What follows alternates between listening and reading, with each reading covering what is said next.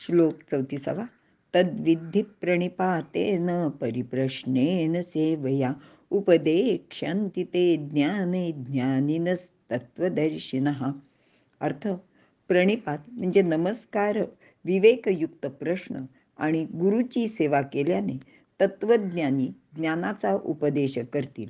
त्यांच्याकडून ते ज्ञान समजून घ्यावे असे भगवंत अर्जुनाला सांगत आहेत. मागील श्लोकात सर्व कर्म ज्ञानात समाप्त होतात व इतर कोणत्याही यज्ञापेक्षा ज्ञानयज्ञच श्रेष्ठ आहे असे भगवंतांनी सांगितले आहे. या श्लोकात हे ज्ञान ज्ञानी लोकांकडून किंवा गुरुजनांकडून कसे मिळवायचे याचे मार्गदर्शन भगवंत करीत आहेत. आपल्याला ज्ञान प्राप्त करून घ्यायचे असेल तर काय करायला हवे? तर प्रणिपात, परिप्रश्न, गुरुसेवा यामुळे ज्ञानप्राप्ती होते. ज्ञान हे आपल्याला सहज प्राप्त होत नाही, तर ते सद्गुरूकडून मिळवावे लागते. त्यासाठी प्रणिपात म्हणजे प्र अधिक नि अधिक पात.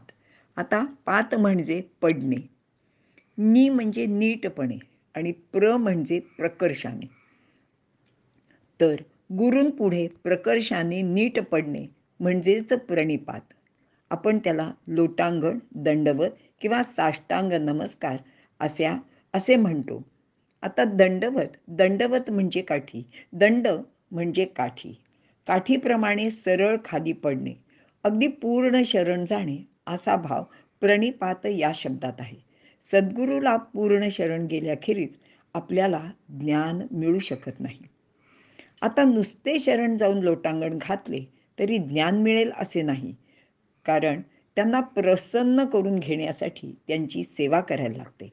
अखंड सेवा केल्याने ते प्रसन्न होतात आणि मग गुरूंकडून गुह्य ज्ञानाचा लाभ शिष्याला होतो. आता एखादा नुसतीच सेवा करीत राहिला तरी त्याला ज्ञानप्राप्ती होईल असे नाही, तर ते परिप्रश्नेनं प्राप्त करून घ्यावे लागते. कारण तुम्ही विचारले नाही तर ते आपणहून गुरु सांगतीलच असे काही नाही. कारण तुमच्या मनातील ज्ञानाची जिज्ञासा किंवा लालसा महत्त्वाची असते आणि ती किती आहे हे गुरूंना कळावायच लागते. अर्थात ज्ञान जिज्ञासा ती असेल तर शिष्य विनयाने, परिप्रश्नेनं म्हणजे सर्व बाजूनी विचार करून योग्य परिस्थिती पाहून तो प्रश्न विचारतो. आणि आपली विद्वत्ता उगाच प्रगट करण्यासाठी किंवा असाच काहीतरी थातुरमातुर प्रश्न विचारू नये. ज्ञान ही सहज मिळणारी गोष्ट नाही.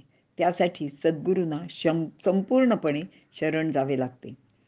आपला विनय प्रगट करण्यासाठी त्यांना नमस्कार करावा, त्यांची सेवा करावी, म्हणजे त्यांच्या सिद्धांतानुसार आपले जीवन घडवावे.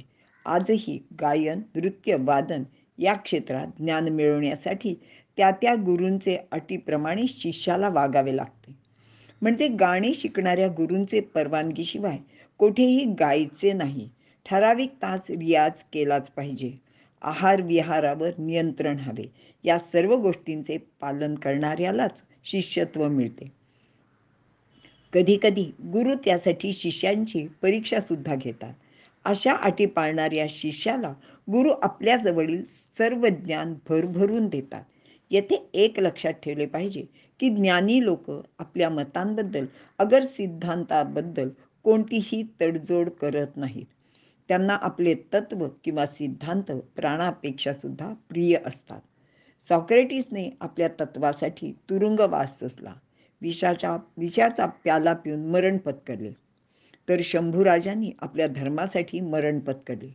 हे तत्वनिष्ठ ज्ञानी किंवा सद्गुरू आपापल्या क्षेत्रात श्रेष्ठ असतात.